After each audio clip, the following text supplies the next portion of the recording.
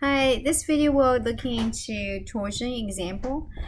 Quick recap what we did last time. We introduced the torsion and we understand torsion induced the shear stress, so that tau is equal to T C over J, and be aware this T is going to be the internal torque for each section.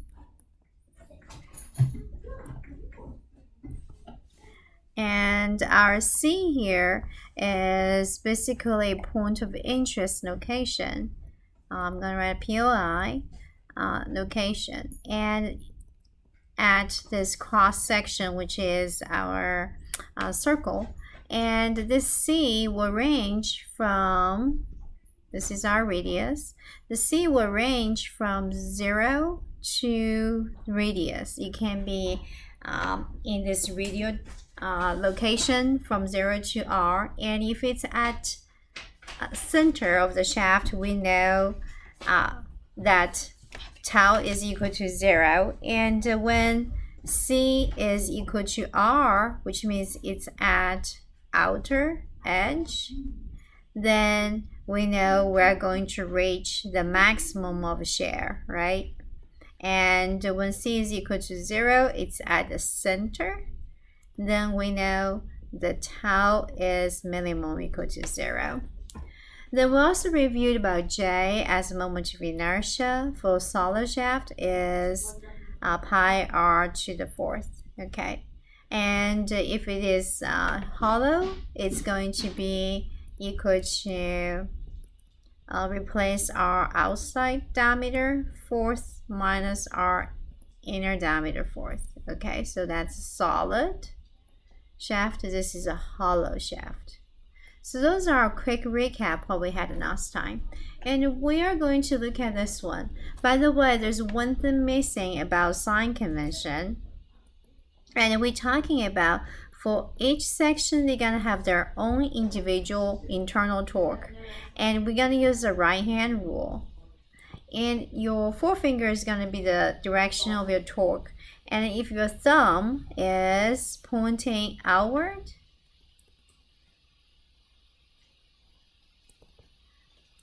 I think it's A. If your thumb is pointing outward, then that's going to be positive internal torque. Okay, so knowing that, let's go ahead and look at this problem. And this shaft is supported by 2 bearings and is subject to 3 torques. And let's look at the direction. For 250, it's totally different direction compared to those two, 3000 and 1250. So you're going to do a mental math to check if this balance. It did, right? 3000 plus 1250 is 4250. That balance up is 4250. And so that tells us this 2 bearing here, it's free bearing. It's no friction. Since there's no friction, there's going to be no torque, no reaction at those 2 ends. So you just have those 3 external torque. So now they want to determine the shear stress developed at point A and B. So where is the point at A and B? It's located at section AA. So section AA is in here. So that's telling us you're gonna make a cut at section AA.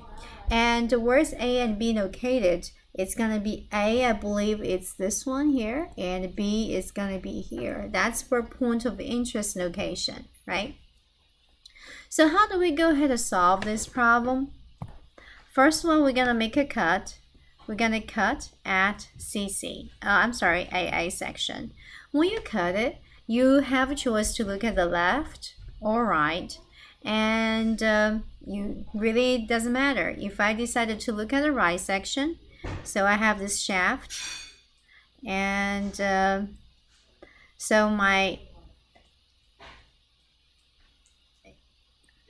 this is where I cut. If I cut over here, so that's where we cut. And we have this external torque is 1250 kilonewton per times millimeter. And to make this shaft to be balanced, we know we'll have to have internal torque, what we cut here at the dashed line, to be exactly the opposite direction. It's going to be that type of torque.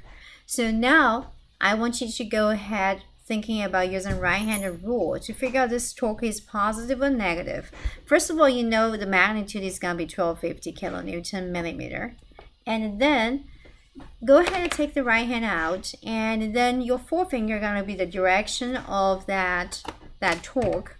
So then if you're looking into it, if you are following along that direction, and you will see your thumb is going inward, because outward is this direction for that surface, and your thumb, however, is going to the opposite.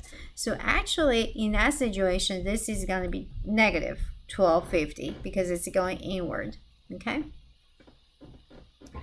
and here I'm actually going to be curious. I want to say, if I, instead of not using this right section, I'm going to use left section, will I get the same value for internal torque? So let's go ahead and check. Or so I'm going to look at the left section. We'll have this shaft right here, and this is our 2 points. So first one, we will be having this external torque, which is going in this direction, and that is 4250.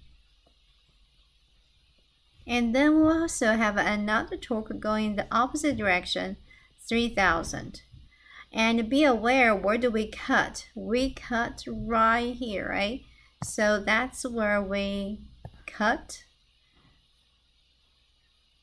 So it's right here. If we cut right here.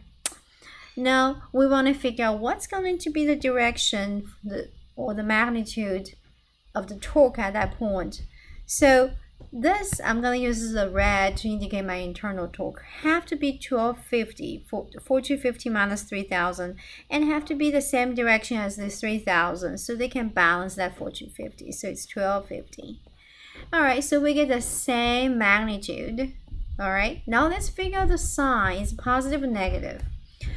Now imagine you're going to get your right hand out, and you're going to have your forefinger the same direction as this red torque.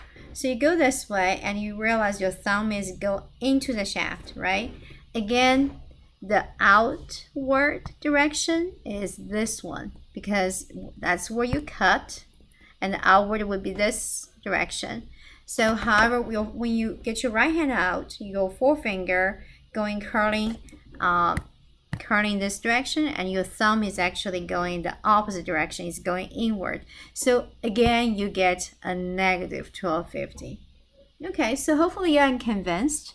No matter left side section or right hand section, you're gonna get the same internal torque, and if you follow the sign convention, you're gonna get the same sign. Okay, so once we know this internal torque, we can go ahead put into our formula, which is right here, right? TC over J. Let's go ahead to our second step. So tau, we're going to see at point A. At point A is right here. That's the outer surface where you see the maximum of the shear. So T, C, J, and our internal torque at this section where we cut is going to be 1250. Here I'm actually going to get rid of the negative sign because just because, you know, I want to know the shear stress. Shear stress has no sign, and the sign becomes really handy later on in the next few videos when we talk about angle of twist. That's when you want to follow this sign faithfully. Anyway, so torque here is 1250. Let's put our unit. It's kilonewton millimeter. And what's going to be our C at point A? Point A is at outer edge. And look at this radius. It's hard to see. It's going to be right here. It's going to be 75 millimeter. And our J, since it's solid shaft, so we're going to have pi over 2, and R here is 75 millimeter and power 4. Okay, so knowing all of that, we have to figure out our units first. So units will have kilonewton millimeter square, and then we'll cancel out this millimeter square at the bottom. So I'm going to just say this is kilonewton millimeter square. And what is it? We know kilonewton millimeter squared, that is equal to your gigapascal. All right, so the rest is just calculation. Be aware when you calculate, this 75 have to be to the power of 4, right? So don't forget that part. So I'm going to put my values there, 1250 times 75, then divided by 75 to the power of 4, then divided by pi, then we're going to times 2, then I have value here as 1.566 about. That's going to be the value at point A. All right, let's continue. We're almost done for this problem, and we want to find at point B what's going to be the shear stress. We know at point B that's going to be less than point A because point A is the outer edge. It's going to be maximum. So TC over J, and our T, well, they're at the same slide, right? Same slide right here. So they're going to have the same internal torque, which is 1250. Then, however, C here is going to be less. Well, I just kind of, C here is going to be right, this point right here, the location. They said it's going to be 15 millimeter. So put 15, and our J, it's the same value, times 75 to the 4th. Okay, so knowing that, we know the unit will give us gigapascal. The rest just calculation. 1250 times 15 divided by 75 to the power of 4, and then divided by pi, then times 2.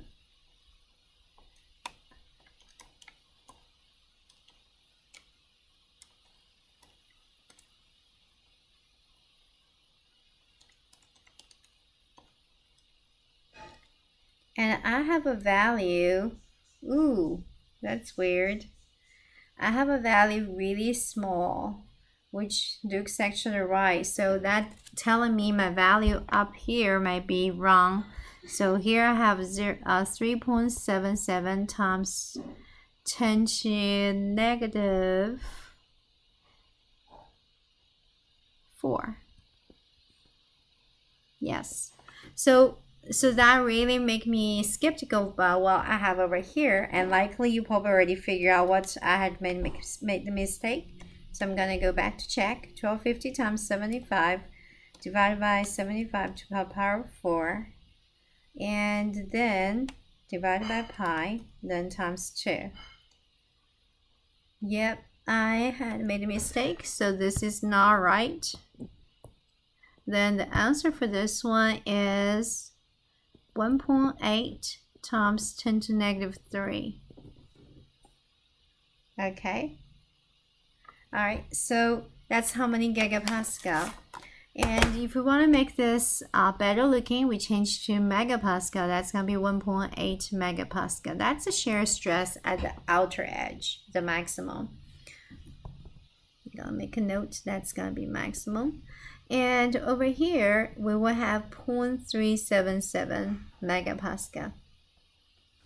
Okay, add to point B. So that's wrap up this example for torsion, and we have looking at the sign convention. We put our values in here, and we finish this one. All right, bye now.